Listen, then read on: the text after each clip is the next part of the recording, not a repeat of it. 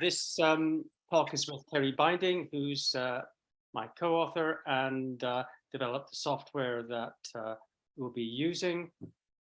And the project was part of the work was funded by the Ariadne Plus Horizon 2020 project. Can you? Is that okay for sound? Can you see the second slide? Yeah. Okay. So this talk is on the semi-automatic subject indexing based on KOS, knowledge organization systems such as thesauri, classification systems, and it's a case study on the OASIS online index of archaeological fieldwork, which is hosted by the ADS. It's a major UK resource for fieldwork and the grey literature, unpublished reports of archaeological excavations and fieldwork not otherwise available. The report's contributed by a variety of groups, academics, community groups, and also archaeological contractors, developer-funded commercial archaeology. Existing indexing is inconsistent and sometimes sparse. The latest version of OASIS includes interactive cataloging indexing tools that are using the thesauri recommended, the standard national thesauri.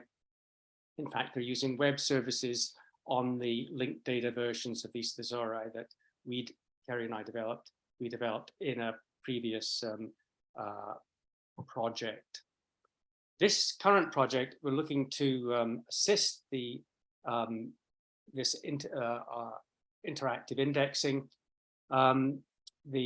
which is challenging if the data providers, they're not familiar with the thesauri, the large thesauri, polyhierarchical complex thesauri, and it's not trivial to, in some cases, find the appropriate concept. So we're developing, aiming to develop semi-automatic indexing tools, generating lists of suggestions to assist the intellectual judgment, intellectual cataloging by OASIS data producers.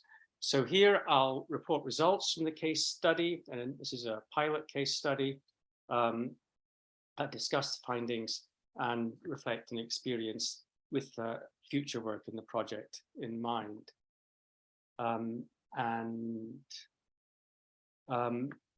The case study was on some 1,600 metadata records, and we took the summaries or abstracts and matched them against preferred and alternate terms from the object thesaurus and the monument thesaurus. Temporal references were matched against named periods from the Historic England periods list via the Periodo linked data, supplemented with regular expression patterns for numeric date ranges, century expressions, year span expressions. I'm not going to be going into that in this talk, but we recently published a paper on that, if anyone's interested. Of course, other vocabularies like materials would be possible, but the cataloging guidelines were for these three vocabularies that I've just mentioned. And just to get a flavor of them, here's the linked data we produced, which is what we're is driving the work. The SCOS versions of these thesauri. Here we see the objects thesaurus and some of the minimal metadata we provided in, and there's a view of the monument types thesaurus. It's linked data, so every concept and the vocabularies themselves have a URI, a persistent identifier, allowing concepts to be uniquely identified. Downloads possible, and also the web services that OASIS is currently using. We developed NER, named entity recognition techniques using SPACY, the NLP library, and various pattern-based rules augmenting the term lookup on the vocabularies. So lemmatization for roots of terms for object and monument entities, less useful for period references. Part of speech tagging looking specifically for nouns, looking to reduce false positives. Output in variety of formats, lists of suggested concepts and markup, as we see here in these couple of examples. This one chosen because it was a particularly rich set of concepts returned. You see the color coding for the different vocabularies. So this was successfully identifying a large number of concepts here, perhaps more than would be used in indexing. So we'd be looking, I think, to in future work to do kind of ranking and perhaps clustering of the concepts. Notice that there's a wide variety of things recognized which might correspond with different search interests that an end user might have. Here if you are searching, looking to identify a report, you might be interested in there's evidence of medical utensils, burials, cooking, baking activity, and various time periods there, as typically a report would have be talking about several archaeological time periods. Here's another example, not quite so many concepts identified. In fact, some reports would have very little or nothing to report. Some of the developer-funded work, there is no significant archaeology to report on. This one gives evidence of fairly typical practice, where the first part of the summary is talking about the motivation for doing the intervention, doing the archaeological event, and the findings in the second part. Probably the findings are more interesting for what we're looking for. The guideline, the current OASIS guidelines, they are changing, they have evolved and are evolving over time, are trying to distinguish, trying to ask the data providers to distinguish these two phases of these two elements of the summary. It will be interesting to see the extent to which this is actually realized in practice. People are often under time constraints in producing the reports and the cataloging of it. Also note that there's some of the concepts are considered to be significant. We're going to come back to that later. So working from these two particular examples, some example findings, here's a fragment of the section from the report. We see that we've missed cairnstone. We didn't identify that. That's because it's not in the thesaurus. Cairn is there, but not cairnstone. We got a half match. We got medieval, but not post-medieval. That's because the hyphenated form isn't in the Periodo authority. The compound form is included, but not hyphenated. So, as expected, there's a need to extend the entry vocabulary of all the vocabularies for these syntactical and synonym variants. Similarly, ostracods, mollusks, not included in the object thesaurus. The compound terms, ostracod remains, mollusca remains, are included. And there's a need to have particular consideration of compound terms in in the pre-processing of the entry vocabulary, perhaps adding constituent terms as to the entry vocabulary explicitly. General findings from the case study: there's common spelling alternatives for medieval, for example. One thing that's needing some work in the pre-processing is that the preferred terms are written not with natural language processing in mind.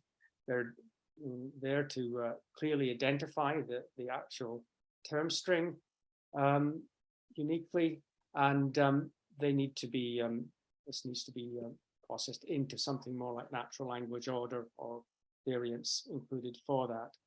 Reminds us of Marcia Bates' notion of the end user thesaurus and a widely extended entry vocabulary for retrieval purposes, in our case, perhaps for NLP purposes.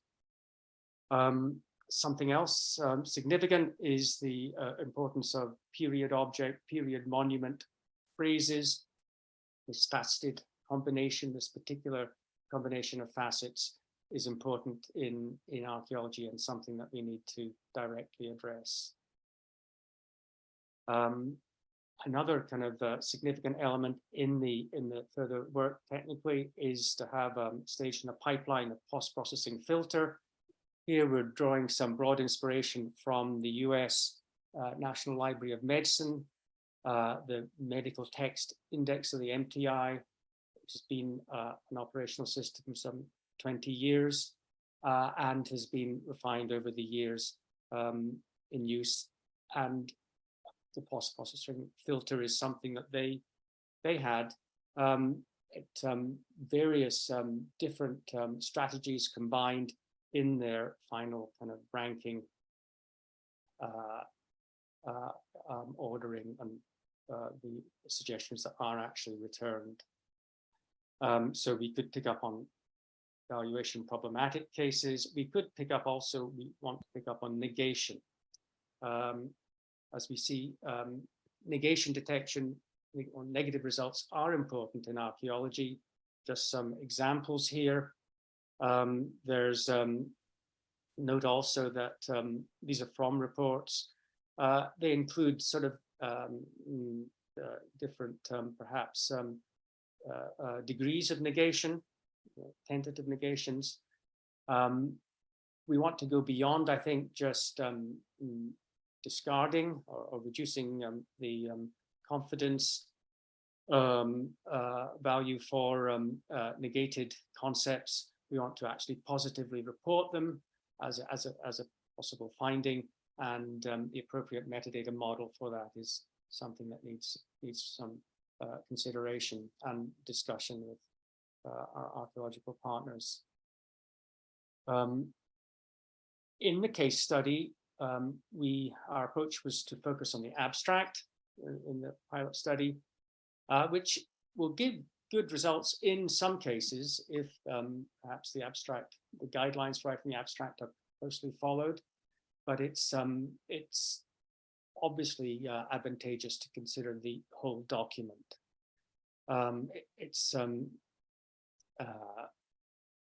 Some past work has looked at, but the whole document is complex because there's a whole lot of terms there, and a lot of the terms aren't really very useful or helpful.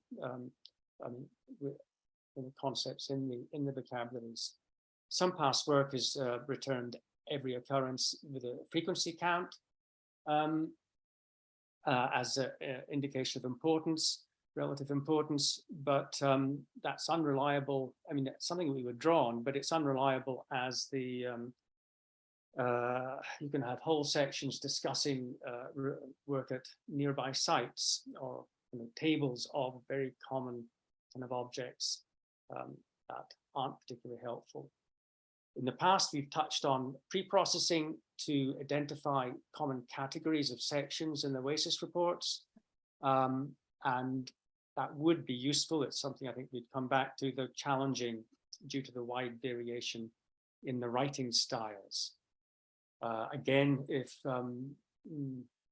there's potential for guidelines on new reports coming in, but if there can be more consistency in writing reports.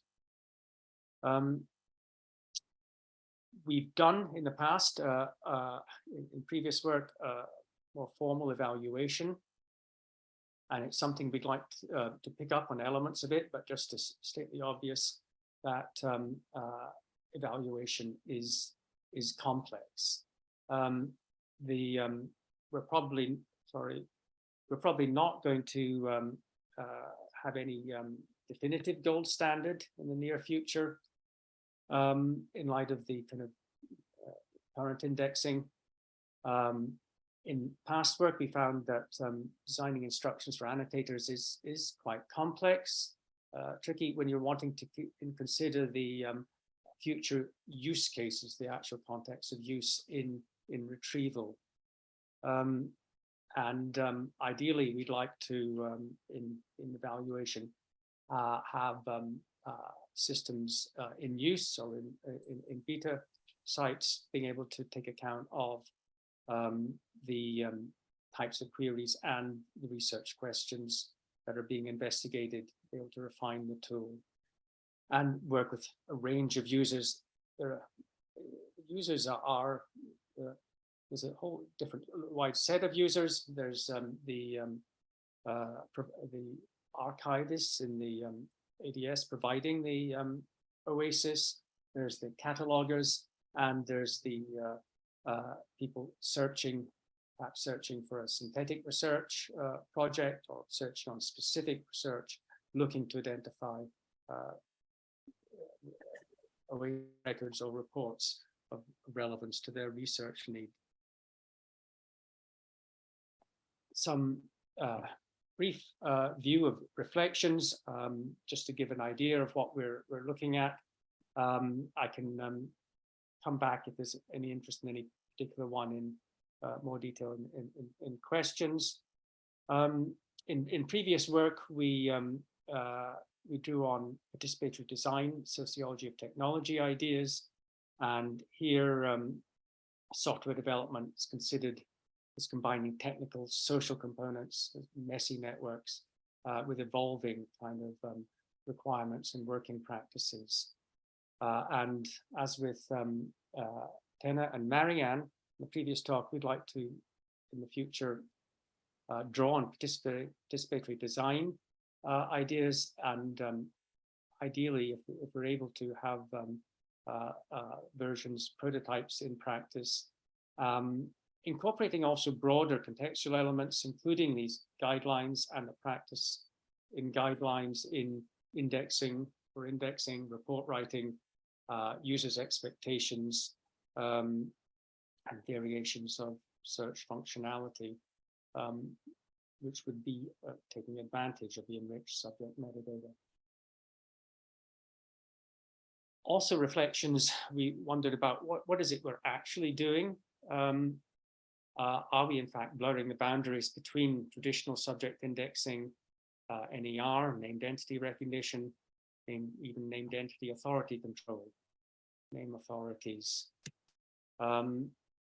Just touching a few of the issues involved. We've covered it in a little more detail in the just to say, there's 10 minutes left, just under. 10 minutes. 10, just under. To the end of the session. So the